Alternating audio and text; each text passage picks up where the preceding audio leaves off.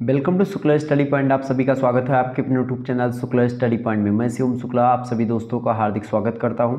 आज के वीडियो के माध्यम से हम लोग चर्चा करेंगे जियोग्राफी के बारे में, जो कि बीए फोर्थ सेमेस्टर के छात्र छात्राओं के लिए बहुत महत्वपूर्ण होगा। आपको बता दूं कि जब आप बीए फोर्थ सेमेस्टर में होते हैं तो आपको आर्थिक भूगोल के बारे में पढ़ना होता है, यानी इकोनॉमिक जियोग्राफी के बारे में आपको जानना होता है। तो आज के वीडियो के माध्यम से हम लोग इकोनॉमिक जियोग्राफी के बहुत ही महत्वपूर्ण अति लघु उत्तरीय, लघु उत्तरीय और दीर्घ उत्तरीय टाइप के प्रश्नों के बारे में विस्तार से जानने वाले हैं। और आपकी परीक्षा की दृष्टि से यह लेक्चर बहुत ही इंपॉर्टेंट होगा। सभी दोस्त अपनी इस वीडियो को ज़्यादा से ज़्यादा शेयर करें और ज़्यादा से ज़्यादा लाइक करें, और सभी दोस्तों के पास अपने ज़रूर शेयर करिएगा, ताकि इसी प्रकार से और वीडियोस आपको मैं देता रहूं और इसी प्रकार से आप पढ़ते रहें। कल जो आपकी परीक्षा लगी हुई है डॉक्टर राम मनोहर लोहिया अवध विश्वविद्यालय की, उसके लिए बहुत ही ज़्यादा महत्वपूर्ण यह लेक्चर है। तो आप सभी लोग वीडियो को अंत तक जरूर देखिएगा। Geography BA second year fourth semester 2023 का ये मॉडल पेपर है इकोनॉमिक जियोग्राफी का। ठीक है, मोस्ट इंपॉर्टेंट प्रश्न और उत्तर इस वीडियो के माध्यम से हम लोग जानने वाले हैं। एक बात और मैं आपको बता दूं कि आप लोग जो है सब टाइटल वाला ऑप्शन ऑन कर लीजिएगा।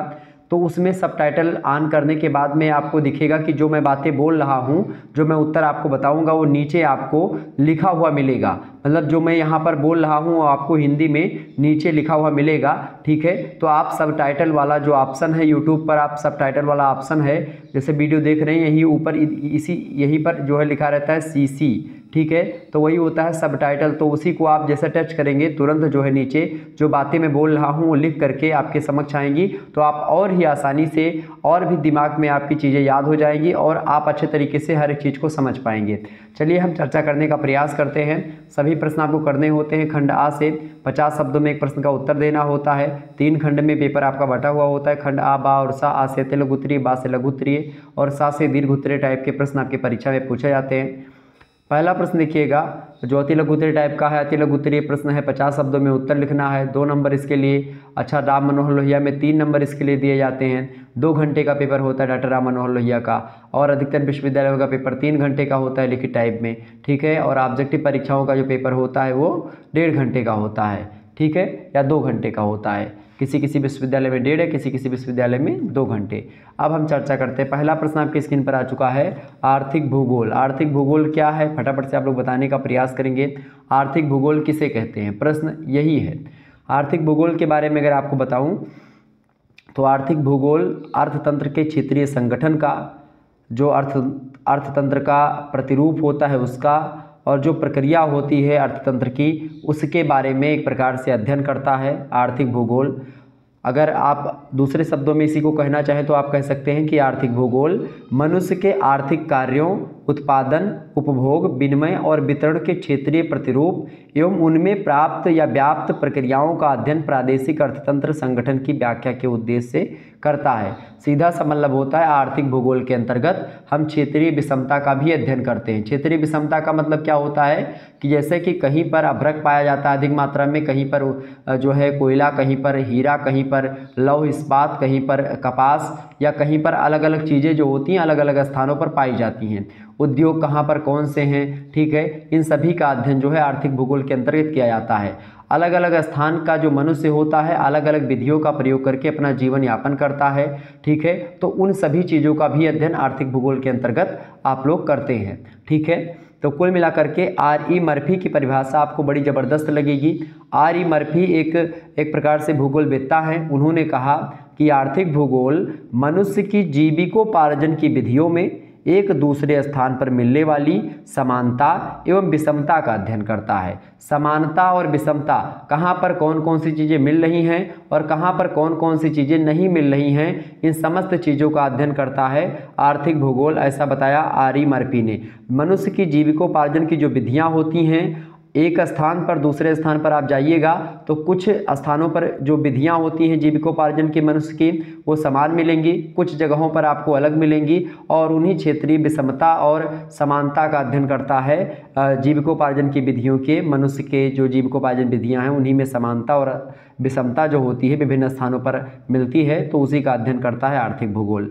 अलेक्जेंडर कहते हैं कि आर्थिक भूगोल पृथ्वी तल पर उत्पादन, विनिमय एवं उपभोग की वस्तुओं से रिलेटेड मानवीय कार्यों की क्षेत्रीय विभिन्नताओं का अध्ययन करता है। मतलब कहाँ पर कितना उत्पादन हो रहा है, कहाँ पर कितना विनिमय हो रहा है और कितना उपभोग कहाँ पर किस मात्रा में हो रहा है, इन्हीं सभी का, यानी अर्थतंत्र में 4 बातें मुख्य रूप से इंपॉर्टेंट होती हैं। सबसे पहली बात उत्पादन, ठीक है, उत्पादन सबसे महत्वपूर्ण है। दूसरा आपका महत्वपूर्ण होता है उपभोग, जो उत्पादन होता है उसका उपभोग भी होता है, उपभोग कहाँ पर कैसे क्या क्या हो रहा है। विनिमय मतलब कहाँ पर क्या पाया जा रहा है और किस प्रकार से आप जो है उसको भिजवा रहे हैं, तो विनिमय हो गया। इसके अलावा जो चौथा होता है आपका वो होता है वितरण, कहाँ पर कितना पाया जा रहा है, वितरण, ठीक है, कैसे उसका बंटवारा करना है। तो विनिमय मतलब एक्सचेंज करना, आयात निर्यात करना, उपभोग माने उसको यूज करना, उत्पादन मतलब उसको पैदा करना, वितरण माने उसको बंटवारा करना, बांटना।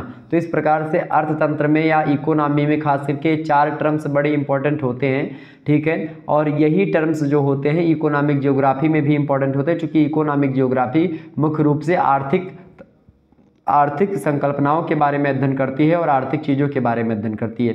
तो अर्थतंत्र का मुख्य रूप से यही 4 फैक्टर हैं, तो इन्हीं 4 फैक्टरों का अध्ययन आप आर्थिक भूगोल के अंतर्गत भी करते हैं। तो ये रही आर्थिक भूगोल के बारे में कुछ बातें। दूसरा प्रश्न आप देखिएगा, प्राथमिक क्रियाएं। प्राथमिक क्रियाएं क्या हैं भाई, आपको बता दूं, मनुष्य जो है जब खास करके अपने जीविकोपार्जन के लिए या जीवन यापन के लिए जो आर्थिक क्रियाओं को करता है मनुष्य, उसको कहते हैं प्राथमिक क्रियाएं। जैसे कि प्राथमिक क्रियाओं में भोजन प्राप्त करने के लिए शिकार खेलना हो गया, शिकार करना हो गया, या वन सामग्रियों को इकट्ठा करना हो गया, ठीक है, आखेट करना जिसको कहते हैं, उसी को शिकार करना भी कहते हैं, या आदिम ढंग से मछली पकड़ना हो गया पुराने तरीके से, ठीक है, वन की कटाई करना हो गया, पशुओं को चराना हो गया, और आदिम प्रकार की कृषि करना हो गया पुराने प्रकार की, यानी स्थानांतरणशील कृषि। तो ये सारी की सारी क्रियाएं प्राथमिक क्रियाओं में शामिल होती हैं, ठीक है। तो ये होती हैं एक प्रकार से प्राथमिक क्रियाएं। प्राथमिक क्रियाओं में एक प्रकार से क्या होता है, प्राथमिक क्रियाएं, द्वितीयक क्रियाएं और तृतीयक क्रियाएं, ये 3 क्रियाएं होती हैं। तो प्राथमिक क्रियाओं में क्या होता है, द्वितीयक क्रियाएं जो होती हैं प्राथमिक क्रियाओं से प्राप्त उत्पाद पर तथा उसका विस्तृत स्तर पर एक प्रकार से कहीं ना कहीं पे प्राथमिक क्रियाओं के द्वारा जो प्राप्त प्रोडक्ट होता है उस पर रिसर्च या उस पर एक प्रकार से आधुनिकता का प्रयोग करने के बाद में द्वितीयक क्रियाएं होती हैं। द्वितीयक श्रेणी के आर्थिक क्रियाओं के अंतर्गत उन क्रियाओं को रखा जाता है जो प्राथमिक क्रियाओं से प्राप्त उत्पाद पर आधारित तथा विस्तृत स्तर पर होती है, और इसके अंतर्गत निर्माण हो गया किसी चीज़ का, जैसे खनन हो गया, वो सब द्वितीयक क्रियाकलाप में आते हैं। जैसे कि आपको बता दूं, जैसे वन की कटाई करना, जंगल की कटाई करना है प्राथमिक क्रिया है, ठीक है, लेकिन उस जंगल से जो लकड़ी आपको मिली है उस लकड़ी से कुर्सी और मेज बनाना ये द्वितीयक क्रिया आपकी हो गई, ठीक है, समझ रहे हैं। तो ये होता है द्वितीयक क्रियाएं। अब अगर आपसे पूछे तृतीयक क्रियाएं क्या होती हैं, तो तृतीयक क्रियाएं खास करके उन क्रियाओं के अंतर्गत खास करके जो प्राथमिक और द्वितीयक आर्थिक क्रियाएं होती हैं उनसे जो प्राप्त उत्पाद या वस्तुएं होती हैं उनको उपभोक्ता व्यापारी तक पहुंचाते हैं। इसके अंतर्गत आप देखते हैं परिवहन, संचार, इन सभी को शामिल किया जाता है। परिवहन के माध्यम से आपने कुर्सी बनाई, अब उस कुर्सी को आपको बेचना है तो आप एक प्रकार से किसी तरीके से अपनी कुर्सी का प्रचार करेंगे, प्रचार के बाद में लोग आपकी कुर्सी के बारे में जानेंगे तो आपकी कुर्सी खरीदेंगे, मेज को खरीदेंगे। तो ये आपने जंगल से लकड़ी काटा, ये प्राथमिक क्रिया, आपने उस लकड़ी से मेज और कुर्सी बनाई, द्वितीयक क्रिया, आपने उस कुर्सी को एक प्रकार से बेच दिया, तृतीयक क्रिया। तो ये हो गई आर्थिक क्रियाओं की मुख्य रूप से मतलब 3 क्रियाएं, अर्थतंत्र की जो महत्वपूर्ण क्रियाएं हैं 3, ये 3 क्रियाएं होती हैं। समझ में आ गई चीज़ें। तो ये हो गई भाई प्राथमिक क्रियाएं, द्वितीयक क्रियाएं और तृतीयक क्रियाएं। हालांकि पूछी यहाँ पर प्राथमिक क्रियाएं ही गई हैं, लेकिन मैंने सोचा आपको तीनों क्रियाओं के बारे में बता दें ताकि अगर कोई भी प्रश्न पूछे तो आप आसानी से कर पाएँ। तीसरा प्रश्न आप देखिएगा, स्थानांतरणशील कृषि क्या होती है।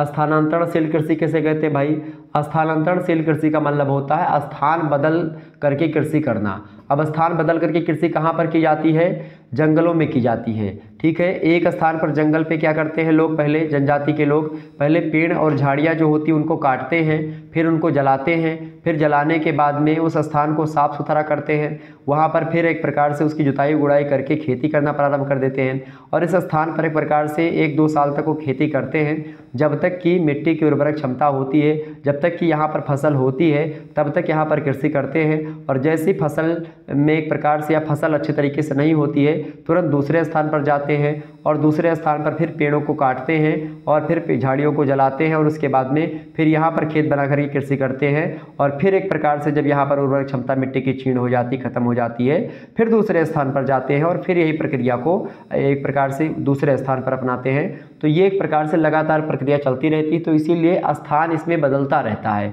और स्थान बदलता रहता है, इसी कारण से इस कृषि को हम स्थानांतरणशील कृषि के नाम से जानते हैं। अच्छा, इस कृषि को खास करके स्थानांतरणशील कृषि के अलावा इसको आप काटो और जलाओ कृषि भी कहते हैं। काटो और जलाओ कृषि क्यों? चूँकि पेड़ों की कटाई होती है और झाड़ियों की फुकाई होती है, तो पेड़ों को काट करके उसकी जड़ वगैरह जो कंकड़ पत्थर या फिर जो झाड़ियाँ होती हैं, जो खरपतवार होते हैं, उनको जला दिया जाता है, फिर उसके बाद में कृषि की जाती है। तो इसीलिए इसको काटो और जलाओ कृषि के नाम से भी जाना जाता है। तो कुल मिलाकर के जो ये कृषि होती है स्थानांतरणशील कृषि, ये एक प्रकार से खास करके जनजाति के लोग जो होते हैं अधिक मात्रा में करते हैं। और स्थानांतरणशील कृषि में कृषक एक भूमि को साफ करके उस पर फसल उगाते हैं और फसल काटने के बाद में 2-4 फसलें उत्पन्न करने के बाद उस भूमि की उर्वरता कम हो जाने पर उसे छोड़ करके दूसरी भूमि पर जा करके कृषि करते हैं और इसमें कृषि क्षेत्र लगातार बदलता रहता है, इसीलिए इसको स्थानांतरणशील कृषि कहते हैं। स्थानांतरणशील कृषि जो होती है खास करके जो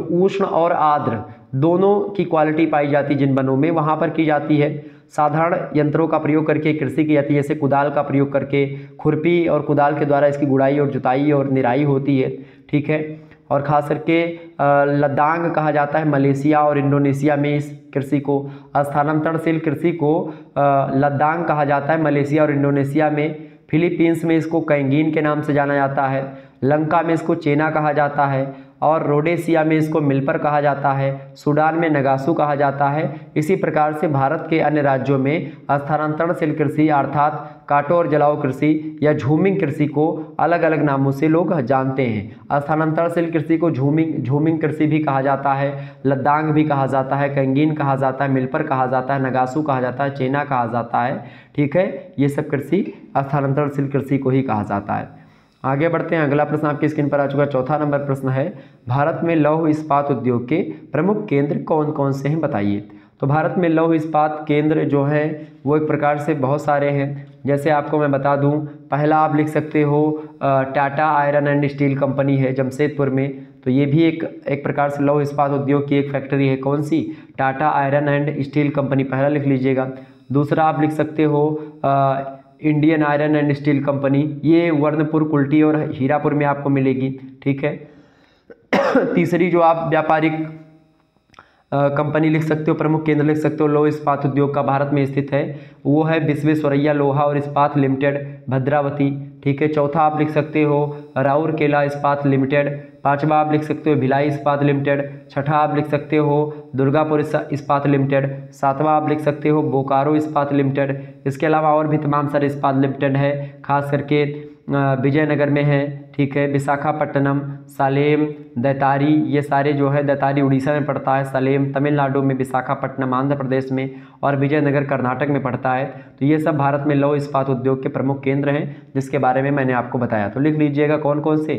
Tata iron and steel company Jamshedpur, दूसरा Indian iron and steel company Burnpur, Kulti और हीरापुर, तीसरा विश्वेश्वरैया लोहा और इस्पात लिमिटेड भद्रावती, चौथा राउरकेला इस्पात लिमिटेड, पांचवा भिलाई इस्पात लिमिटेड, छठा दुर्गापुर इस्पात लिमिटेड, सातवां बोकारो इस्पात लिमिटेड, ठीक है। ये सब याद कर लीजिएगा। अगला प्रश्न है, पांचवा प्रश्न आपकी स्क्रीन पर आ चुका है, अंतर्राष्ट्रीय व्यापारिक परिवहन के प्रमुख महासागरीय मार्ग के बारे में बताएं। इंपॉर्टेंट प्रश्न है। प्रश्न क्या पूछा गया है? अंतर्राष्ट्रीय व्यापारिक परिवहन के प्रमुख महासागरीय मार्ग। तो अंतर्राष्ट्रीय व्यापारिक परिवहन के प्रमुख महासागरीय मार्गों में कई सारे मार्ग का नाम आता है। सबसे पहला मार्ग है अंतर्राष्ट्रीय व्यापारिक परिवहन का मार्ग, जहां से एक प्रकार से व्यापार होता है। पहला है उत्तरी अटलांटिक मार्ग। कौन सा? उत्तरी अटलांटिक मार्ग। दूसरा कौन सा है आपका? भूमध्य सागरीय हिंद महासागरीय मार्ग, ठीक है। तीसरा कौन सा है? केप ऑफ गुड होप मार्ग। केप ऑफ गुड होप मार्ग ये तीसरा है। चौथा आप लिख लीजिएगा दक्षिणी अटलांटिक मार्ग। पांचवा आप लिख सकते हो कैरेबियन सागर व्यापारिक मार्ग। छठा लिख लीजिएगा प्रशांत महासागर मार्ग। सातवां लिख लीजिएगा स्वेज नहर मार्ग और आठवां लिख लीजिएगा पनामा नहर मार्ग। तो ये सब मार्ग जो हैं अंतर्राष्ट्रीय व्यापारिक परिवहन के प्रमुख महासागरीय मार्ग हैं, जिन मार्गों से एक प्रकार से बड़ी बड़ी जहाज़ों के माध्यम से व्यापार होता है। तो ये एक प्रकार से जल परिवहन जो है सबसे सस्ता परिवहन माना जाता है व्यापारिक दृष्टिकोण से। ठीक है, अगला प्रश्न, छठा क्वेश्चन से आप देखिएगा, भूमंडलीकरण। भूमंडलीकरण किसे कहते हैं? भूमंडलीकरण या वैश्वीकरण बात एक ही है। भूमंडलीकरण का सीधा सा मतलब होता है कि किसी भी प्रकार का कोई बाउंडेशन ना हो, पूरे संसार को एक वैश्विक ग्राम की भांति देखा जाए, सभी देशों में खुल करके लोग व्यापार कर सके। ठीक है, ये होता है भूमंडलीकरण। आप लिख सकते हैं कि प्रत्येक देश का अन्य देशों के साथ वस्तु, सेवा, पूंजी और बौद्धिक संपदा का अप्रतिबंधित आदान प्रदान ही वैश्वीकरण या भूमंडलीकरण कहलाता है। वैश्वीकरण तभी संभव है जब ऐसे आदान प्रदान के मार्ग में किसी देश के द्वारा अवरोध उत्पन्न ना किया जाए और इन्हें कोई भी अंतर्राष्ट्रीय संस्था संचालित करे जिसमें सभी देशों का विश्वास हो, समान नियम हो और समान नियम के अनुशासन में रह करके जब सभी देश अपने व्यापार और निवेश का संचालन करते हैं तो स्वाभाविक रूप से वह एक ही धारा में प्रवाहित होते हैं और यही वैश्वीकरण होता है। कोई मतलब एक संस्था हो, वह संस्था नियम बनाए कि भाई व्यापार के क्या नियम होंगे, व्यापारिक नियम बता दिए जाएंगे और एक प्रकार से फिर एक देश दूसरे देश में व्यापारिक कोई रोकेगा नहीं, हर देश में व्यापार कर सकेगा। ऐसी छूट एक प्रकार से एक संस्था के पास होनी चाहिए कि भाई वो एक निर्धारित करे, एक नियम बनाए कि भाई ऐसे सिचुएशंस में और इस स्थिति में लोग ऐसे व्यापार कर सकते हैं, हर एक देश में हर एक व्यक्ति व्यापार कर सकता है। तो इस प्रकार के नियम कायदे जो होते हैं वो भूमंडलीकरण को एक प्रकार से बढ़ावा देते हैं। वैश्वीकरण के मुख्य रूप से 4 अंग हैं। पहला अंग होता है व्यापार अवरोधकों को कम करना ताकि वस्तुओं का विभिन्न देशों में बिना रोक टोक के आदान प्रदान हो सके। दूसरी बात, ऐसी परिस्थिति कायम करना जिसमें विभिन्न राज्यों में पूंजी का स्वतंत्र रूप से प्रवाह हो सके। तीसरी बात, ऐसा वातावरण कायम करना जिससे कि क्या हो कि टेक्नोलॉजी का यानी कि जो टेक्नोलॉजी है उसका निर्बाध प्रवाह हो सके, हर देश में टेक्नोलॉजी एक प्रकार से अपने चरम पर पहुंच सके। चौथी बात यह है कि विकासशील देशों की दृष्टि से कम महत्वपूर्ण नहीं ऐसा वातावरण कायम करना जिससे विश्व के विभिन्न देशों में श्रम का निर्बाध प्रवाह हो सके, हर देश में श्रम, पूंजी और निवेश के एक प्रकार से स्थिति है वो बन सके, डेवलप हो सके। ठीक है, तो ये होता है एक प्रकार से भूमंडलीकरण या वैश्वीकरण, जिसके बारे में मैंने आपको समझाया। आगे बढ़ते हैं, अगला प्रश्न आपकी स्क्रीन पर आ चुका, फटाफट से आप लोग देखने का प्रयास करेंगे। इंपॉर्टेंट प्रश्न है आपकी परीक्षा की दृष्टि से, आप सभी लोग वीडियो को लाइक और शेयर करते हुए आगे बढ़ेंगे। चलिए, 7वां प्रश्न आपकी स्क्रीन पर आ चुका, WTO या फिर नाफ्टा, इन दोनों के बारे में बताएं। WTO क्या है? तो W माने होता है वर्ल्ड, T माने होता है ट्रेड, O माने होता है ऑर्गेनाइजेशन, यानी कि वर्ल्ड ट्रेड ऑर्गेनाइजेशन, विश्व व्यापार संगठन कहा जाता है WTO को। नाफ्टा का फुल फॉर्म क्या है भाई? नाफ्टा का फुल फॉर्म होता है North America free trade agreement. क्या? North America free trade agreement. ये है एक प्रकार से उत्तरी अमेरिका का एक प्रकार से क्या है, उत्तरी अमेरिका मुक्त व्यापार समझौता हिंदी में कहा जाता है। ठीक है, तो इस प्रकार से बात की जाएगा WTO की, तो WTO जो है अंतर्राष्ट्रीय व्यापार को बढ़ावा देने, व्यापार में परिमाणात्मक प्रतिबंधों को हतोत्साहित करने तथा व्यापार की समस्या को सुलझाने के लिए 30 अक्टूबर 1947 ईस्वी को गैट की स्थापना की जाती है। गैट का मतलब था उस समय general agreement of tariff and trade, ये हिंदी में इसको बोलते हैं प्रशुल्क एवं व्यापार का सामान्य समझौता।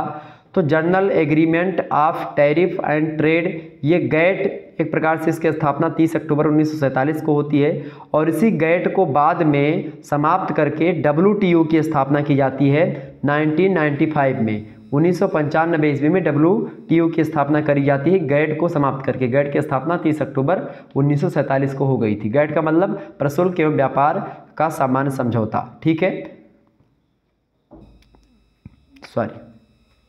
तो ये होगा WTO। बात की जाए नाफ्टा की, तो नाफ्टा क्या है भाई? नाफ्टा क्या है?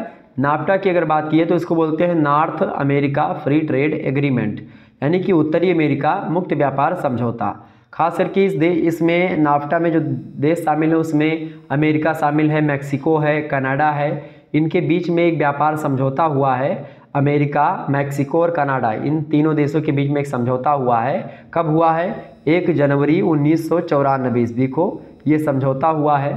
ठीक है। और इस समझौते के कारण 3 देशों के बीच माल की ढुलाई पर लगने वाला जो कर है समाप्त कर दिया गया है। यहाँ पर आदान प्रदान या आपस में एक प्रकार से जब व्यापार करते हैं तो फ्री ट्रेड है, फ्री ट्रेड ऑर्गेनाइजेशन है, ठीक है। बात जैसा कि गई फ्री ट्रेड एग्रीमेंट है ये नॉर्थ अमेरिका का, और इसमें उत्तरी अमेरिका, मैक्सिको और कनाडा, इन तीनों देशों के बीच में जब व्यापार होता है किसी प्रकार का आपसी, तो उसमें एक प्रकार से कोई कर नहीं लगता है, फ्री में कर होता है, ठीक है। ये बात ध्यान रखिएगा। ये है आपका नाफ्टा। इसी प्रकार से एक होता है OPEC, organisation of petroleum exporting countries, यानी खास करके जो विश्व के प्रमुख तेल निर्यातक देश हैं उन लोगों ने 1973 ईस्वी में ओपेक नामक संस्था की स्थापना करी, जिसका उद्देश्य था कि अंतर्राष्ट्रीय बाजार में तेल की मात्रा और उसका मूल्य नियंत्रित करना। और खास करके ओपेक में कई सारे देश शामिल हैं, जैसे कि ईरान, इराक, सऊदी अरब, कतर, कुवैत, अल्जीरिया, संयुक्त अरब अमीरात, बहरीन, लीबिया, मिस्र, वेनेजुएला, इंडोनेशिया। ये सब देश ओपेक के देश हैं, ध्यान रखिएगा। तो इस प्रकार से आपसे प्रश्न बन सकते हैं। अगला प्रश्न महासंग्राम वीडियो देख लीजिएगा, उसमें इन सभी चीज़ों के बारे में हमने ऑलरेडी बता रखा है। अगला प्रश्न है विस्तृत कृषि एवं निर्वाहक कृषि के बारे में बताएं। विस्तृत कृषि क्या होती है और निर्वाहक कृषि क्या होती है। विस्तृत कृषि का मतलब होता है बड़े पैमाने पर कृषि की जाती है या बड़े बड़े फर्मों में कृषि की जाती है। जैसे फार्म हाउस कहाँ पर होते हैं, खास करके जैसे कि सोवियत संघ में जो स्टेपीज घास के क्षेत्र है वहाँ पर, संयुक्त राज्य अमेरिका में, कनाडा में, इन सभी में प्रेरी के घास के क्षेत्र होते हैं, अर्जेंटीना में पंपास के घास के क्षेत्र हैं, दक्षिणी पूर्वी एशिया में बोल्डस क्षेत्र है, ऑस्ट्रेलिया का जो डाउन्स क्षेत्र है, उन सभी क्षेत्रों में खास करके बृहद पैमाने पर कृषि होती है, बड़े पैमाने पर, वहाँ पर मैदान बड़े बड़े होते हैं, तो बड़े बड़े खेतों में कृषि की जाती है, ठीक है। विस्तृत कृषि से अभिप्राय विस्तृत फर्मों पर की जाने वाली यांत्रिक कृषि से है। मुख्यतः धान्य फसलों के उत्पादन पर बल देती हैं, एक ही फसल को मुख्यतः प्रधानता मिलती है, कृषि यंत्रों की प्रधानता होती है, कृषि फर्मों का बड़ा आकार होता है और अतिरिक्त उत्पादन विश्व व्यापार में प्रयुक्त होता है इसका।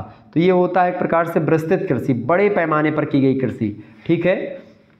और एक होती है निर्वाहक कृषि। निर्वाहक कृषि का संबंध जो होता है जीवन निर्वाह तक ही सीमित होता है, मतलब कि जीवन निर्वाह के लिए जैसे धान, गेहूँ, गन्ना ये सब बोल लिया जाए ताकि जीवन यापन हो सके।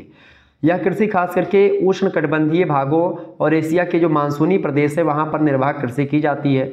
उष्णकटिबंधीय भागों में खास करके आदिमकालीन निर्वाहक कृषि की जाती है, जबकि एशिया के मानसूनी प्रदेशों में खास करके China, Japan, Korea, Bharat, Bangladesh, Myanmar, Pakistan, Vietnam, Thailand, Philippines, Java, इन सभी क्षेत्रों में ये सब मानसूनी प्रदेश हैं खास करके, ठीक है। मानसूनी प्रदेश हैं एशिया के, कौन कौन से, China, Japan, Korea, Myanmar, Pakistan, Vietnam, Bharat, Bangladesh, Thailand, Philippines, Java, ठीक है। ये सब क्या है, ये सब एक प्रकार से मानसूनी प्रदेश है और यहाँ पर एक प्रकार से जो कृषि की जाती है वो एक प्रकार से निर्वाहक कृषि की जाती है, ठीक है।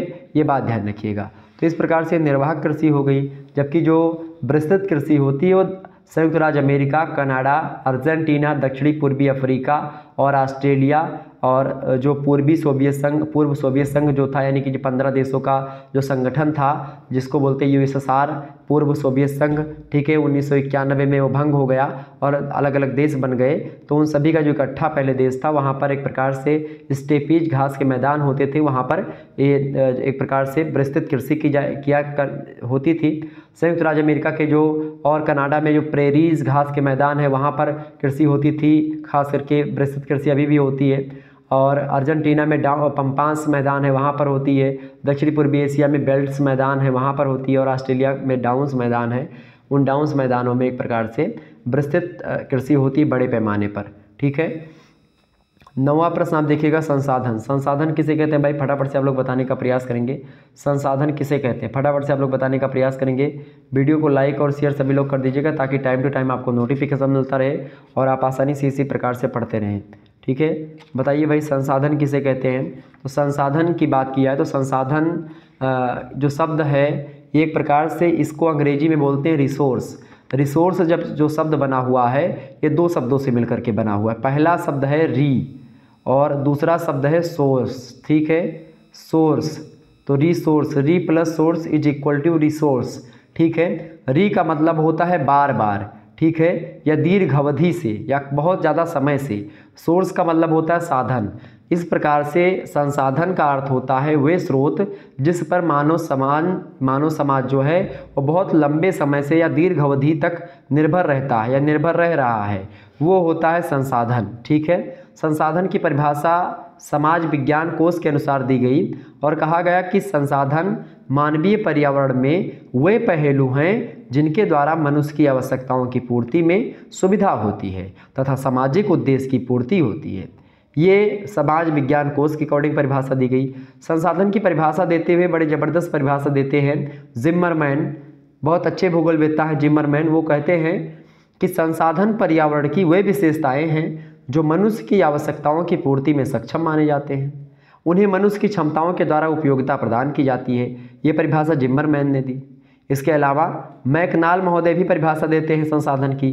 कहते हैं कि प्राकृतिक संसाधन वे संसाधन हैं जो प्रकृति के द्वारा प्रदान किए जाते हैं और मानव के लिए उपयोगी होते हैं। तो ये परिभाषा दी मैकनाल ने।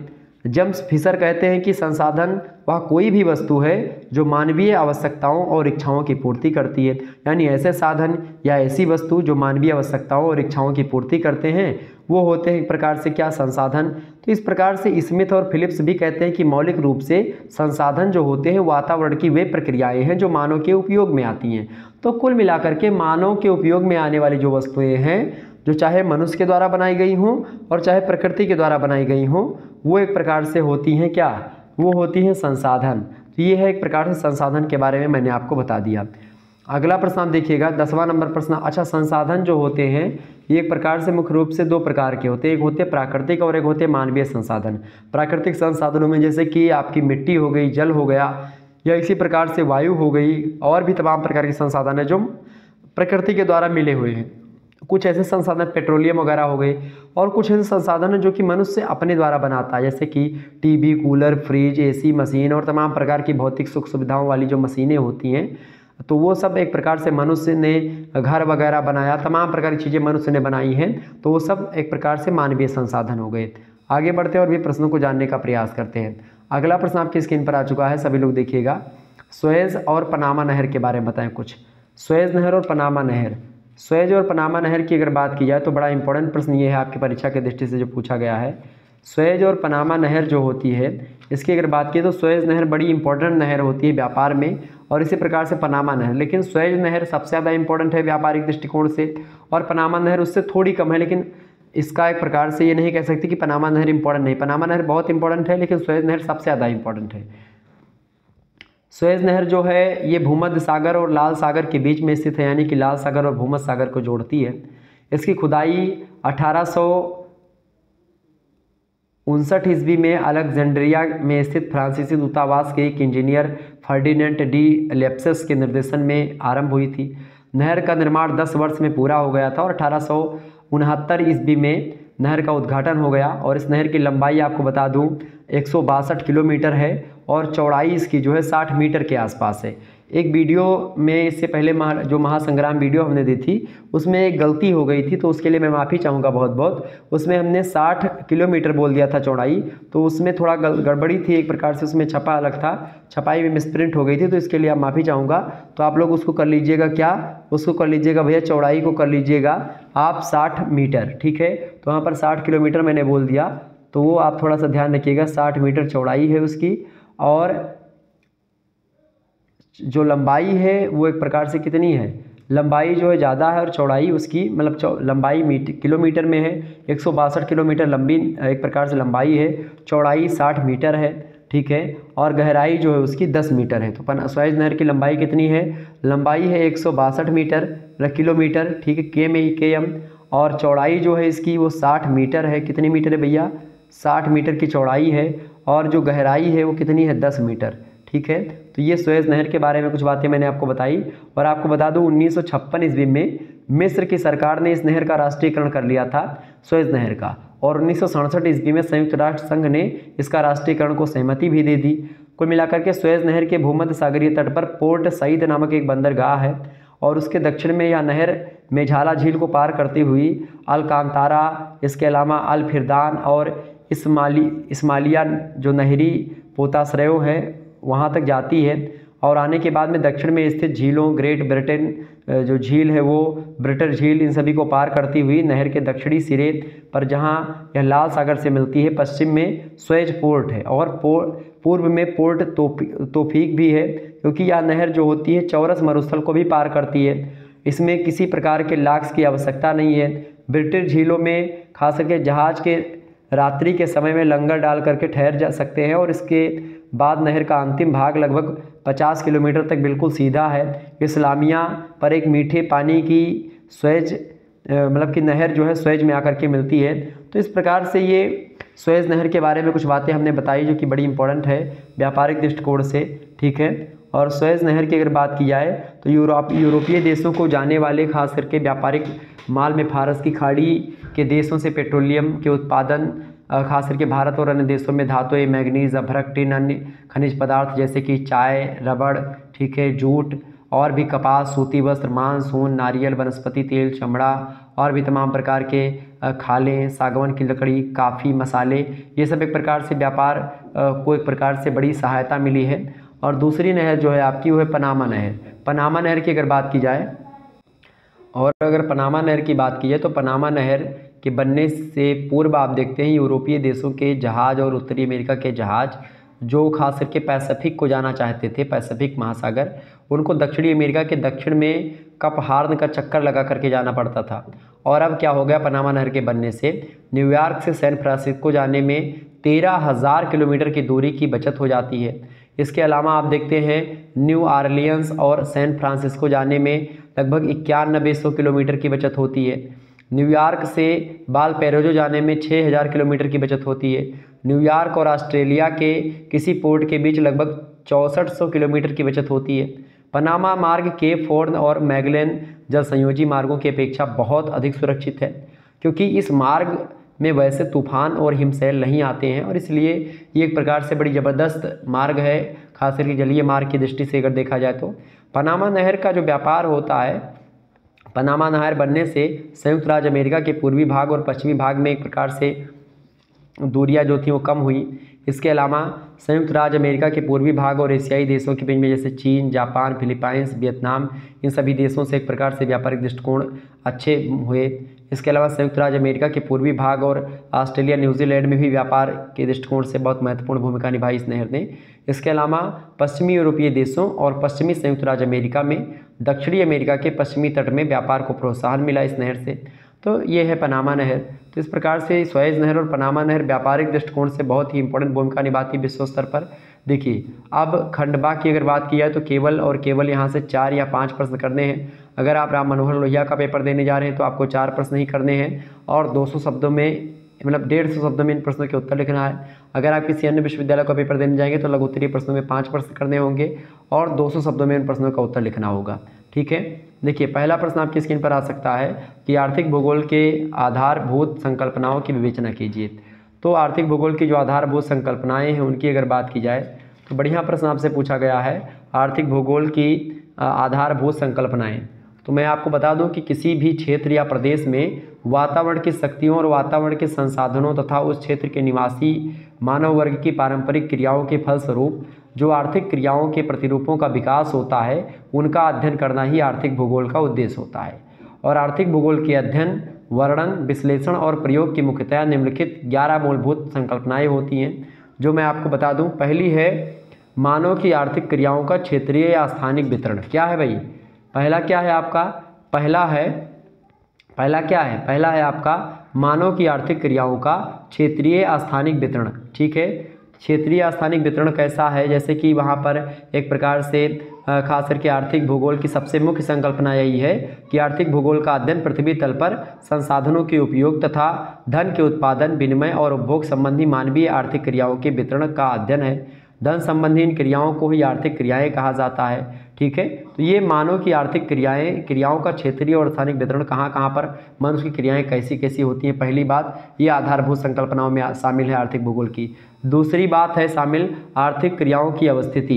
आर्थिक क्रियाओं में जैसे कि किसी स्थान पर कोई क्रियाएं ज़्यादा होती हैं, किसी स्थान पर कम होती हैं। जैसे कि कहीं पर कृषि ज़्यादा है, कहीं पर पशुपालन, कहीं पर वन उद्योग, कहीं पर खनन, कहीं पर यंत्र निर्माण, ये सब एक प्रकार से अलग अलग क्षेत्र हैं, ठीक। कहीं पर चावल उत्पादन हो रहा, कहीं पर लौह इस्पात, कहीं पर एक प्रकार से मतलब अलग अलग स्थानों पर अलग अलग चीज़ें। तो ये होता है आर्थिक क्रियाओं की अवस्थिति।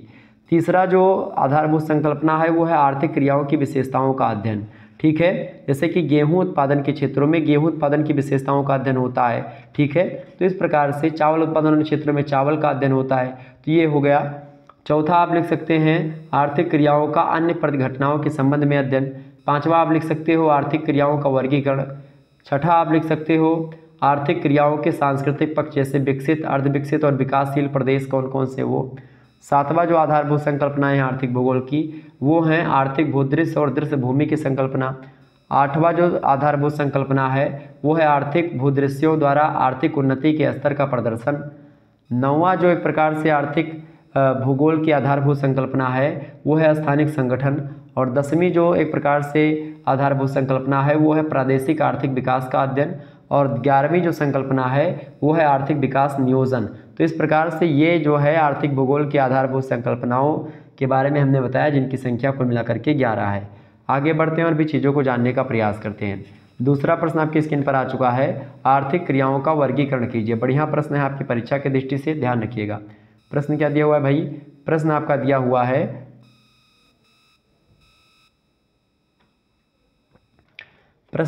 हुआ है क्या? प्रश्न दिया हुआ है आर्थिक क्रियाओं का वर्गीकरण कीजिए। आर्थिक क्रियाओं का वर्गीकरण। तो आर्थिक क्रियाओं की अगर बात करें हम, आर्थिक क्रियाओं की अगर बात की जाए तो कई प्रकार की क्रियाएं होती हैं।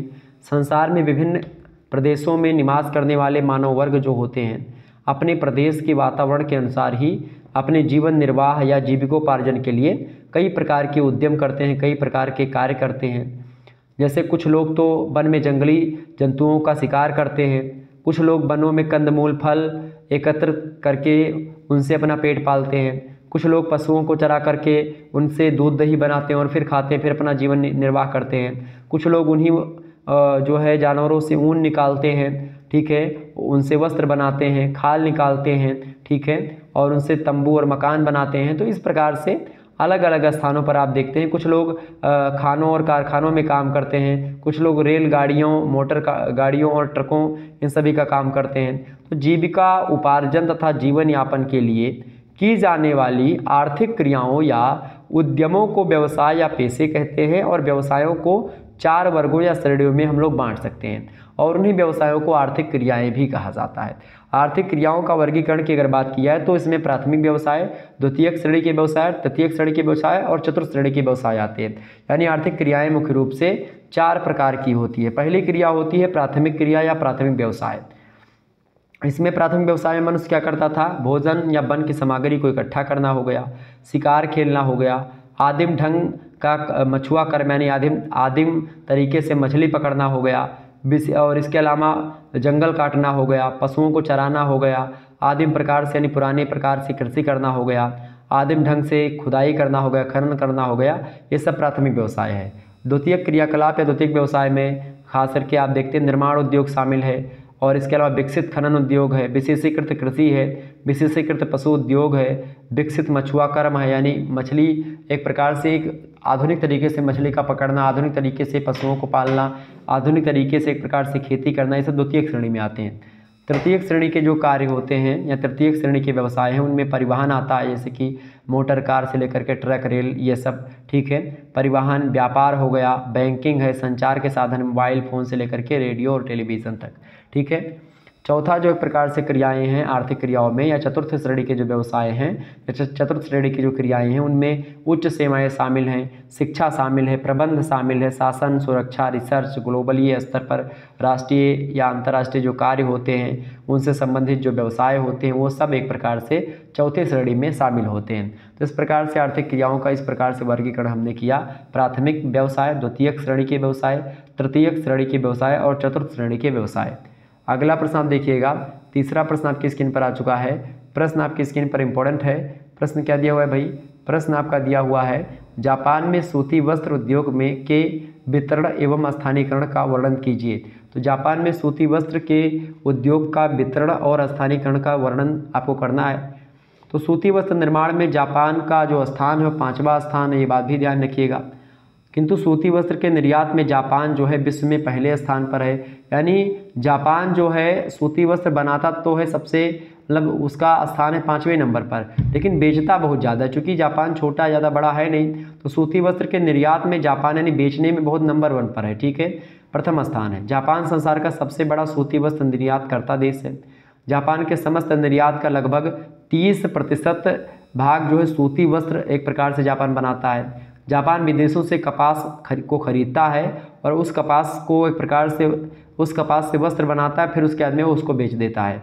जापान में प्रथम सूती मिल जो बनी थी 1868 ईस्वी में एक प्रकार से उसको बनाया गया था, परंतु प्रथम विश्व युद्ध तक जापान में सूती वस्त्र उद्योग के विकास की प्रगति बहुत धीमी रही। प्रथम विश्व युद्ध काल में जापान ने क्या हुआ, तेज़ी से उन्नति करी और जापानी वस्त्र चीन, भारत और अफ्रीका के बाज़ारों में जा पहुँचे और यह प्रगति जारी रही। सन 1933 ईस्वी में जापान संसार भर में सबसे पहले सूती वस्त्र निर्यातक हो गया और सबसे अधिक एक प्रकार से उसी ने एक प्रकार से सूती वस्त्र बेचना प्रारंभ किया। द्वितीय विश्व युद्ध में जापान के उद्योगों को भारी क्षति होती है, क्योंकि एक प्रकार से जापान में एक प्रकार से परमाणु बम गिराया जाता है अमेरिका के द्वारा। इससे क्या होता है, बहुत हानि होती है जापान को। ठीक है, और जापान की लगभग 80% सूत काटने की मिलें भारी बमों की मार से एक प्रकार से ख़त्म हो जाती हैं, विनष्ट हो जाती हैं। और 1946 ईस्वी में आप देखते हैं जापान के उद्योगों की दशा जो होती है एकदम से अत्यंत दयनीय हो जाती है और जापान एकदम से एक प्रकार से बहुत ज़्यादा क्षति जापान में हो जाती है मिलों की। फिर बाद में एक प्रकार से जापान फिर से विकसित हुआ और आज जापान में फिर एक प्रकार से वही अपने जो ऊंचाइयां थी पहले की उसको छूने लगा है और छू भी लिया है। अच्छा, जापान में तो सूती वस्त्र के वितरण के बारे में हमने बता दिया, लेकिन उसके स्थानीयकरण क्या लिखेंगे। स्थानीयकरण का सीधा सा मतलब होता है कि जापान में क्यों सूती वस्त्र इतना पाया जाता है और क्यों ऐसा वहाँ के लोग कर पाते हैं। तो उसके विकास के कई कारण हैं। पहली बात तो चूँकि जापान में पर्याप्त सस्ते श्रमिक उपलब्ध हैं और अधिकांशतः वहाँ की स्त्रियाँ जो होती हैं वो कार्य करने की क्षमता रखती हैं, तो इसलिए वहाँ पर सूती वस्त्र उद्योग अधिक मात्रा में होता है। दूसरी बात, चीन, भारत, संयुक्त राज्य अमेरिका और मैक्सिको से कपास ये लोग खरीदते हैं जापान के लोग और वहाँ पर कपड़ा बनाते हैं। तीसरी बात, जापान में सस्ती जल विद्युत शक्ति का अधिक उपयोग होता है। यहाँ जल विद्युत उत्पादन की प्राकृतिक सुविधाएं उपलब्ध हैं और इसीलिए चूँकि जापान जो है वो पानी से बिजली बनाता है, बहुत ही माहिर है उसमें, और इसी दृष्टि से वहाँ पर एक प्रकार से उसको बिजली भी बहुत ही सस्ती मात्रा में उपलब्ध हो जाती है। चौथी बात, अच्छे बंदरगाहों से कपास आयात करने तथा वस्त्र निर्यात की सुविधाएं भी वहाँ पर अच्छी खासी मात्रा में उपलब्ध है। इसके अलावा नई एवं आधुनिक प्रकार की मशीनें तथा प्रबंध में पर्याप्त दक्षता भी है। इसके अलावा छोटे रेशे वाली जो कपास है उसको काटने और तयोदा एक मशीन है, करघा है, उसके प्रयोग से प्रति श्रमिक उत्पादन 5 गुना लगभग ज़्यादा बढ़ गया है जापान में। सातवीं बात यह है कि जापान की जलवायु में प्राकृतिक आर्द्रता है और इस कारण से वहाँ पर कपास के लिए उपयुक्त दशाएँ भी हैं। इसके अलावा आठवीं बात यह है कि उद्योगों को सरकारी संरक्षण भी वहाँ पर प्राप्त होता है। नौवीं बात यह है कि निर्माण की लागत और परिवहन लागत नीची रहती है और पूंजी पर ब्याज की दरें जो होती नीची रहती है और इस कारण से लाभ भी बहुत ज़्यादा होता है। 10वीं बात यह है कि सूती वस्त्र के लिए स्थापित बाज़ार वहाँ पर मौजूद है। अफ्रीका और एशिया के देशों का बड़ा बाज़ार भी मौजूद है जापान की दृष्टि से, जहाँ पर जापान के सस्ते मूल्य के वस्त्रों की बहुत ज़्यादा खपत हो जाती है। ठीक है, सस्ते में बनता है तो सस्ते में बेचते भी हैं, इस दृष्टि से बहुत ज़्यादा खपत होती है जापान के कपड़ों की। तो इस प्रकार से ये सारी चीज़ें। अच्छा, जापान के कई सारे प्रदेश हैं जहाँ पर एक प्रकार से सूती वस्त्र उद्योग है, जैसे कि पहला प्रदेश है किनकी प्रदेश। ठीक है, कौन सा प्रदेश भैया, किनकी प्रदेश जो है जापान का बड़ा उपयोगी है सूती वस्त्र के लिए। दूसरा और सबसे महत्वपूर्ण एक प्रकार से क्षेत्र है किनकी प्रदेश। दूसरा प्रदेश है क्वांटो। ठीक है, क्वांटो या क्वांटो, ठीक है, क्वांटो प्रदेश। तीसरा प्रदेश है नगोया प्रदेश। कौन सा प्रदेश भैया, नगोया प्रदेश जो है, नागोया प्रदेश, ये भी बड़ा इंपॉर्टेंट है खास करके जो है सूती वस्त्र का। तो ये सब एक प्रकार से सूती वस्त्रों के लिए उपयोगी स्थान है, किनकी, क्वांटो और नगोया, जो कि जापान में स्थित है। ठीक है, ये बात ध्यान रखिएगा। तो जापान में सूती मिलों के उत्पादन में विविधता लाने के प्रयास होते रहे और इससे बाजार में विविधता लाने के प्रयास किए जा रहे हैं लगातार। जापान की छोटी मिलें अधिकतर सूत के साथ कृत्रिम रेशे को मिला करके वस्त्र बनाती हैं और जापान ग्राहकों को रुचि के अनुकूल और सस्ता माल उत्पन्न हो जाता है और इस दृष्टि से खास करके अंतर्राष्ट्रीय बाजार में भारत, हांगकांग, चीन, ब्रिटेन, संयुक्त राज्य अमेरिका में एक प्रकार से ऐसे मतलब ये सब देश जो है जापान के कंपटीशन में नहीं आ सकते, क्योंकि जापान में हर चीज़ सस्ती है और हर सस्ती चीज़ों के माध्यम से वस्त्र बनता है। तो अन्य मार्केट में जब जापानी वस्त्र आते हैं तो सबसे सस्ते होते हैं। ठीक है, तो ये हो गया जापान में एक प्रकार से सूती वस्त्र उद्योग के बारे में कुछ चर्चा। अगला प्रश्न आपकी स्क्रीन पर आ चुका है, विश्व के प्रमुख शक्ति संसाधनों पर प्रकाश डालिए। इंपॉर्टेंट प्रश्न है आपकी परीक्षा की दृष्टि से, ये प्रश्न आपकी परीक्षा में जरूर आएगा। विश्व के प्रमुख शक्ति संसाधनों पर प्रकाश डालिए। तो उद्योगों को एक प्रकार से चलाने के लिए शक्ति की आवश्यकता होती है, पावर की आवश्यकता होती है।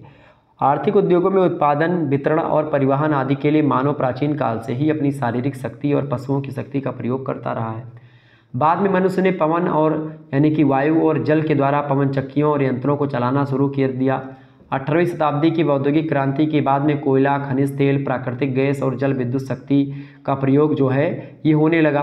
पिछली चौथाई शताब्दी से आणवीय शक्ति का प्रयोग भी एक प्रकार से विकसित होने लगा और इस दृष्टि से विश्व में शक्ति संसाधनों के बारे में एक प्रकार से एक नई क्रांति आ चुकी है। और वर्तमान काल में औद्योगिक शक्ति के मुख्य रूप से 5 साधन हैं। कौन कौन से 5 साधन हैं? पहला साधन है कोयला। पहला कौन साधन है भैया? कोयला पहला साधन, ठीक है। दूसरा साधन है खनिज तेल। कौन सा तेल भाई? खनिज तेल जो है वो दूसरा साधन है। तीसरा यानी पेट्रोलियम जिसको कहते हैं। तीसरा है प्राकृतिक गैस, ठीक है।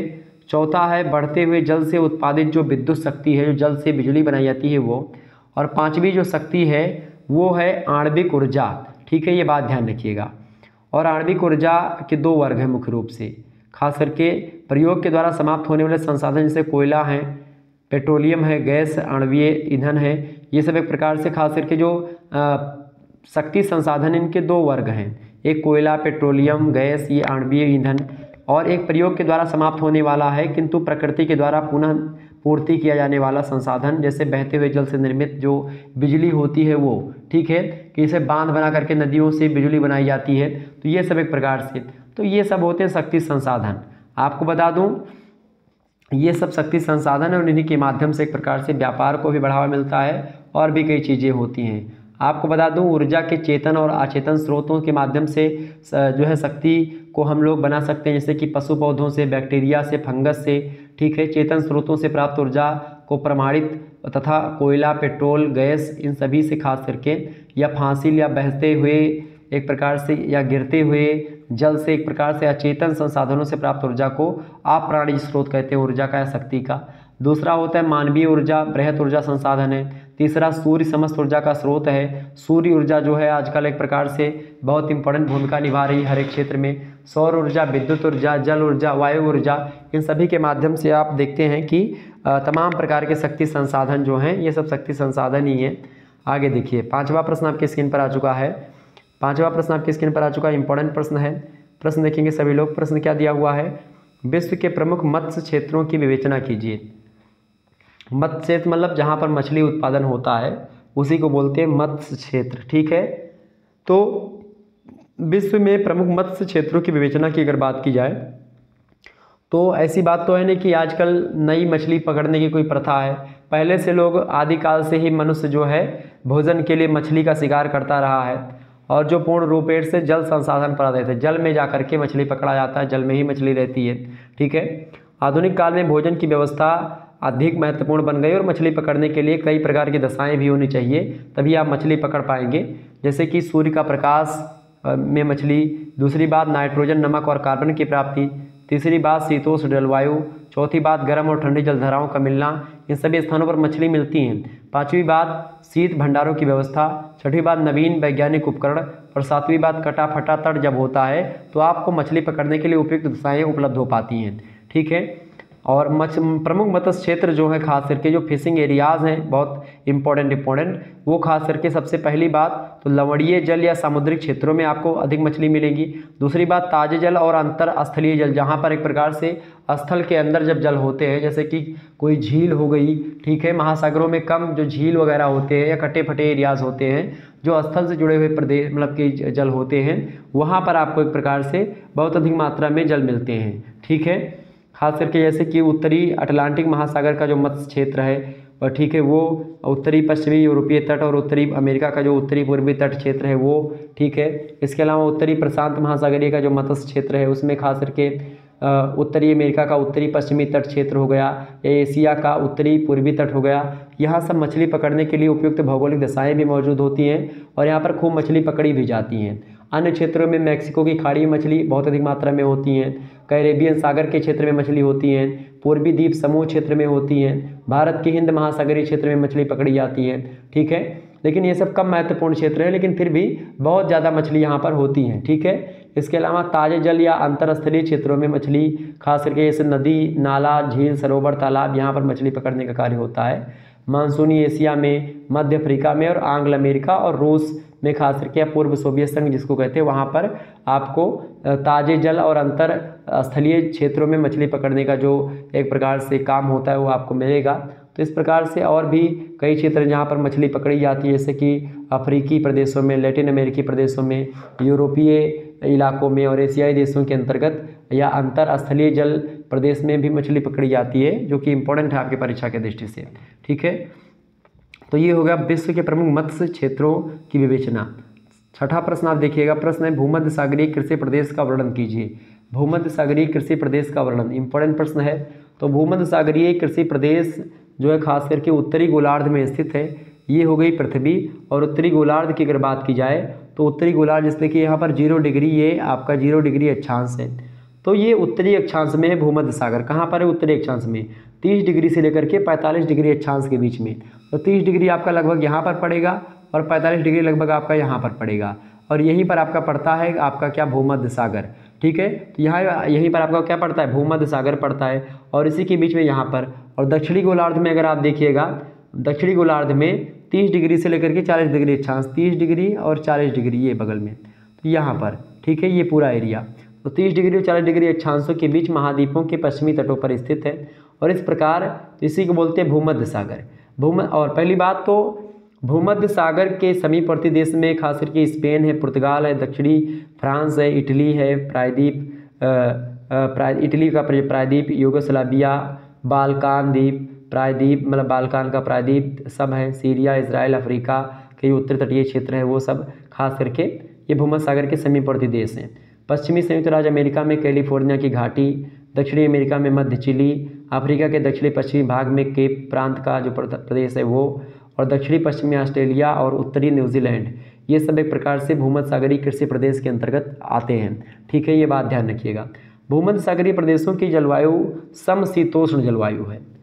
यहाँ शीतकाल में पछुआ पवनों से वर्षा होती है, जिसकी मात्रा 50 से 80 सेंटीमीटर होती है। ग्रीष्म ऋतु में शुष्क एवं धूपदार एक प्रकार से होती है वर्षा, और सिंचाई आवश्यक होती है यहाँ पर कृषि के लिए, और इस प्रकार की जलवायु आर्थिक विकास के अनुकूल होती है, इसलिए भूमध्य सागरीय प्रदेशों को विकास का प्रदेश कहा जाता है।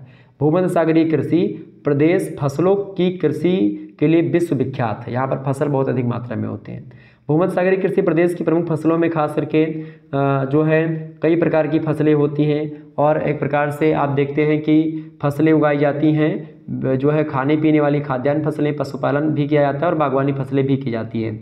खास करके शीतकालीन खाद्यान्नों में खास करके खाद्यान्न में गेहूं, जो गन्ना होता है, सब्जियों में आलू, मटर, सेम, गाजर, बंद गोभी, टमाटर, प्याज, चुकंदर, इन सभी की खेती होती है।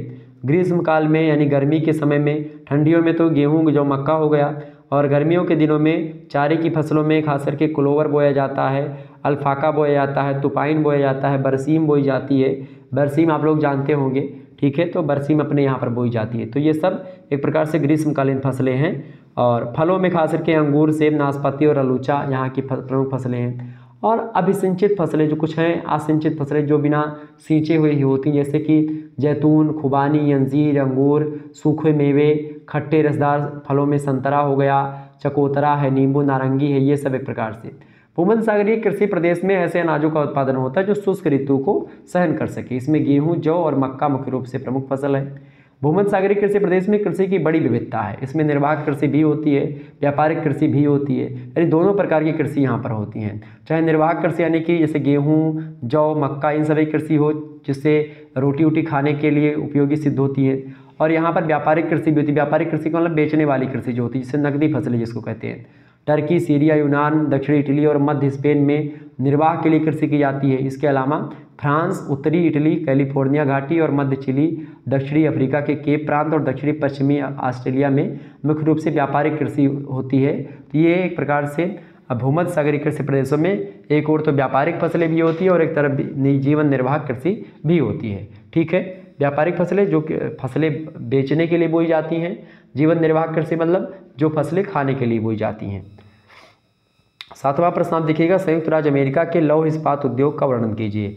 बहुत ही इंपॉर्टेंट प्रश्न है आपकी परीक्षा की दृष्टि से, ये बात ध्यान रखिएगा और आप सभी लोग वीडियो को शेयर भी कर दीजिएगा ताकि इसी प्रकार से आपको टाइम टू टाइम नोटिफिकेशन मिलता रहे और आप आसानी से पढ़ते रहें। ठीक है।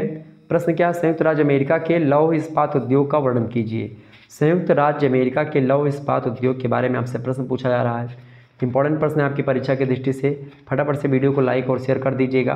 तो विश्व में लौह इस्पात उद्योग की अगर हम बात करें तो विश्व में लौह इस्पात उत्पादन में जो संयुक्त राज्य अमेरिका है वो तीसरे नंबर पर है। कितने नंबर पर भैया? तीसरे नंबर पर है। और दूसरे नंबर पर कौन है? जापान है। ये बात ध्यान रखिएगा। देश के प्रमुख सुविधाएं जो एक प्रकार से मिलती हैं जिससे संयुक्त राज्य अमेरिका में लौह इस्पात को बढ़ावा मिलता है, क्योंकि सबसे पहली बात तो यहाँ पर ये है, यहाँ पर लौह इस्पात उद्योग होने का पहली बात ये कि अपलेशियन जो कोयला क्षेत्र है वहाँ से कोयला बड़े आसानी से मिल जाता है, इस दृष्टि से इम्पोर्टेंट है। दूसरी बात, सुपीरियर झील के पश्चिम दक्षिण स्थित में लोहे की जो खदानें हैं वहाँ से लौह अयस्क जो होते हैं बड़े आसानी से मिल जाते हैं। तीसरी बात, बड़ी झीलों और जो नाव्य नदी है, नई नई नदियाँ हैं, नहरों के द्वारा बहुत उत्तम और सस्ते परिवहन सुविधा भी मिल जाती है और इस कारण से यहाँ पर अनुकूल भौगोलिक दशाएं भी मिल जाती हैं, खासकर संयुक्त राज्य अमेरिका में लौह इस्पात के। तीसरी बात। चौथी बात ये है कि बड़ी झीलों, खास चौथी बात ये है कि इस प्रदेश में जहाँ पर संयुक्त राज्य अमेरिका की अगर बात की जाए तो यहाँ पर रेल मार्ग और सड़कों का जो जाल है वो सघन है, मतलब कि ये यहाँ पर एक प्रकार से परिवहन की सुविधा बड़ी ज़बरदस्त है। पांचवी बात यह है कि यह प्रदेश बढ़ता हुआ औद्योगिक बाजार क्षेत्र है जिसके निर्माण या विभिन्न निर्माण उद्योगों में लौह अयस्क की खपत बनी रहती है और इस कारण से क्या होता है, संयुक्त राज्य अमेरिका में ऐसी दशाएं उपलब्ध हो जाती हैं जिसके कारण से लौह इस्पात उद्योग यहाँ पर भारी मात्रा में होता है। और इसमें खास करके संयुक्त राज्य अमेरिका में लोहा इस्पात निर्माण के मुख्य रूप से 6 केंद्र हैं। ठीक है। कौन कौन से 6 केंद्र भाई? पहला केंद्र है आपका पिट्सबर्ग यांग्सटाउन क्षेत्र। पिट्सबर्ग है ये खास करके इसमें ओहियो नदी और मनोगहेला नदी और अलेघेनी नदी की घाटियों में इस्पात निर्माण की मिलें यहाँ पर स्थित हैं। ठीक है, पिट्सबर्ग क्षेत्र में। ठीक है, तो ये हो गया पहला। दूसरा होता है आपका, दूसरा है कौन सा भाई? दूसरा है शिकागो गहरी क्षेत्र। तीसरा है आपका झील तटीय क्षेत्र। चौथा है मध्य अटलांटिक समुद्र तट वाला प्रदेश और आपका पांचवा है दक्षिणी इस्पात क्षेत्र। ठीक है, इसके अलावा छठा जो प्रदेश है जहाँ पर संयुक्त राज्य अमेरिका में लौह इस्पात उद्योग है वो है पश्चिमी क्षेत्रों में इस्पात केंद्र, खास करके उसमें कोलोराडो और भी स्थान वाशिंगटन में है, कैलिफोर्निया में, यहाँ सब आपको देखने को मिलेंगे। तो ये सब एक प्रकार से कहीं ना कहीं पे दक्षिणी अमेरिका में आप देखते हैं कि संयुक्त राज्य अमेरिका में लौह इस्पात उद्योग के बारे में हमने कुछ बातें आपको बताई। ठीक है, आगे बढ़ते हैं और भी चीज़ों को हम जानने का प्रयास करते हैं। अगला प्रश्न आपकी स्क्रीन पर आ चुका है, फटाफट से आप लोग देखने का प्रयास करेंगे। 8वां प्रश्न है उद्योगों के स्थानीयकरण के कारण बताइए। उद्योगों के स्थानीयकरण के कई कारण होते हैं, क्योंकि कच्ची सामग्री को संशोधित और परिवर्तित करके परिष्कृत सामग्री तैयार करना, यही कहा जाता है निर्माण उद्योग। जैसे लौह धातु को गला करके शोध करके उससे लोहे के लट्ठे, पाइप, चादर या कोई यंत्र बना दिया जाता है, या रुई से सूत काट करके कपड़ा बनाया जाता है, रबड़ से रस और ट्यूब, टायर, इन सभी को बनाया जाता है। तो ये सब एक प्रकार से उद्योग होते हैं, इन्हीं को उद्योग कहा जाता है, निर्माण उद्योग कहा जाता है।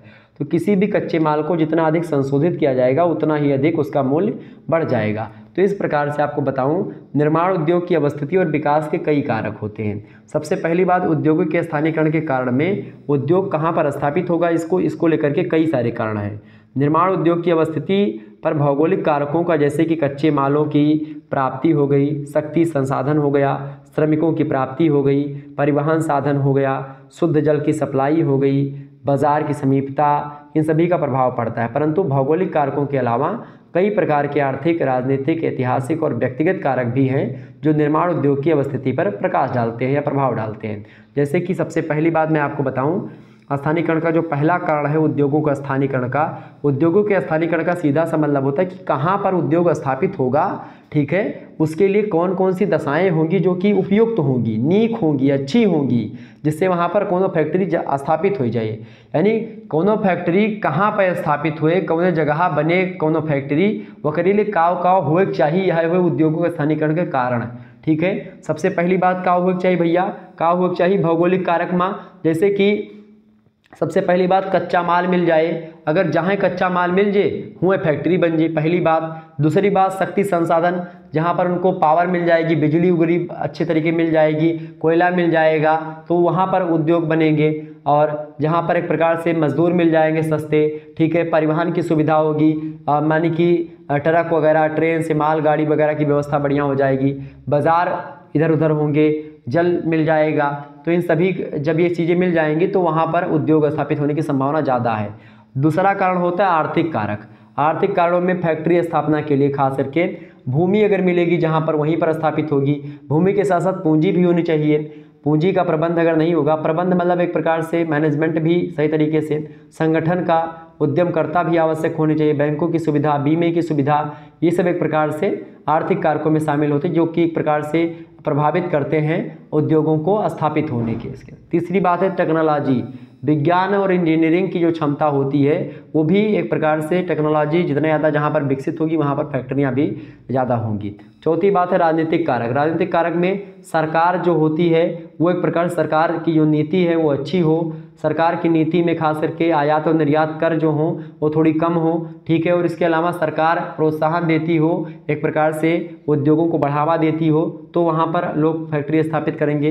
पांचवी बात यह है कि ऐतिहासिक कारक, जैसे किसी क्षेत्र में कोई उद्योग विकसित हो जाने के बाद में अन्य नए उद्योग उस क्षेत्र की ओर आकर्षित होते कि भाई फले स्थान पर टाटा ने यहाँ पर ये कंपनी खोली थी, उनकी बहुत चल रही, तो अंबानी ने सोचा कि भाई टाटा खोले तो हम खोल लिया है कहीं है। तो पहले से अगर कोई व्यक्ति खोले हुए है तो वहीं पर बगल में खोल लेना, क्योंकि पहले से उसको अनुभव हो गया कि भाई वहाँ पर ये चीज़ें, इतनी सारी चीज़ें व्यवस्थित हैं और यहाँ पर बिक रहा है उसका माल, ठीक है। छठी बात है व्यक्तिगत कारक। कभी कभी क्या होता है, कोई व्यक्ति केवल अपनी इच्छा पूर्ति के लिए किसी स्थान पर जो है किसी उद्योग को स्थापित करने का प्रयास करता है, जहां भौगोलिक कारकों की सुविधाएं भी नहीं होती हैं, कच्चे माल, ईंधन, पूंजी, इन सभी का एक प्रकार से मतलब ये सब उपस्थित भी सही तरीके से होते, फिर भी लोग वहां पर स्थापित कर देते फैक्ट्री, तो वो होता है व्यक्तिगत कारक। तो इस प्रकार से उद्योगों के स्थानीयकरण के कई कारण बता दिए हमने, जो कि आपकी परीक्षा के दृष्टि से बहुत महत्वपूर्ण थे। अब अगले प्रश्न जो है आपके दीर्घ उत्तरीय प्रश्न खंडसा में आ गए हैं। 2 प्रश्न केवल आपको करने हैं। 4.5 शब्द में आपको राम मनोहर लोहिया वाले पेपर में आपको लिखना है, बाकी यूनिवर्सिटी में 5 शब्दों में आपको लिखना होता है दीर्घ उत्तरीय प्रश्नों का उत्तर। 2 प्रश्न में से केवल करने हैं हर एक यूनिवर्सिटी में। देखिए पहला प्रश्न आपकी स्क्रीन पर आ चुका है। वर्तमान समय में ऊर्जा संसाधनों के संरक्षण के महत्व और विधियों का वर्णन कीजिए। बहुत ही इंपॉर्टेंट प्रश्न है परीक्षा की दृष्टि से, इसको पढ़ लीजिएगा जाते वक्त। अगला प्रश्न आपकी स्क्रीन पर आ चुका है। वान थ्यूनेन की कृषि स्थानीयकरण सिद्धांत की व्याख्या कीजिए। मोस्ट इंपॉर्टेंट प्रश्न है परीक्षा की दृष्टि से। अगला प्रश्न आपकी स्क्रीन पर आ चुका है।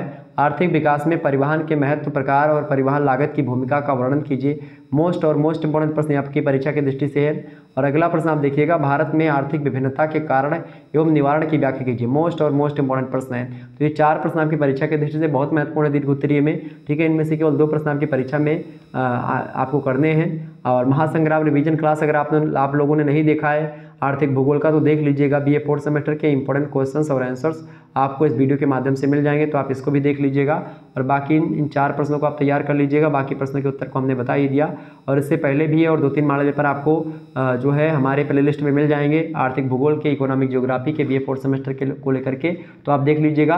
BA 5th सेमेस्टर की तैयारी बस जल्द ही प्रारंभ होने वाली है, तो जैसे ही आपकी परीक्षा संपन्न होती तुरंत आप लोग जो है तैयारी में जुट जाइएगा, ठीक है।